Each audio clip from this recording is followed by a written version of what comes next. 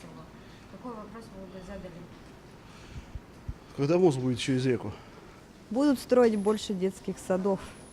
Вот что у меня. У меня 3 детей. И вот, конечно, попасть в садик с 3 лет – это тоже проблема. Хочется, чтобы дети ходили в садик с 1,5 лет. Будет ли поддержка в продолжении материнского капитала в 2019-2020 годам? Продается алкоголь, да? Я сама не раз лично звонила, чтобы ночью не продавали.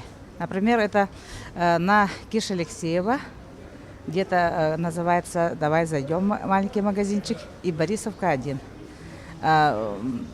Ну, какие-то сигналы были, но на завтрашний день или на следующей неделе они все равно начинают продавать заново. А почему это не контролируется? Прошу вас обратить внимание на сферу питания, у детских учреждений особенно. Когда будут устроены детские площадки на дворовых территориях? Вот очень хотелось бы узнать. Чтобы внимание было уделено образованию, медицине, ну и дорогам. У нас 3 вопроса, наверное, глобальных таких. И самое главное, всем здоровья вам и главе республики. Какой вопрос вы бы задали главе республики? Какой вопрос? Ну, пожелание ему, чтобы был здоров, и все. Чтобы было хорошо в семье, так же, как и у нас пусть будет.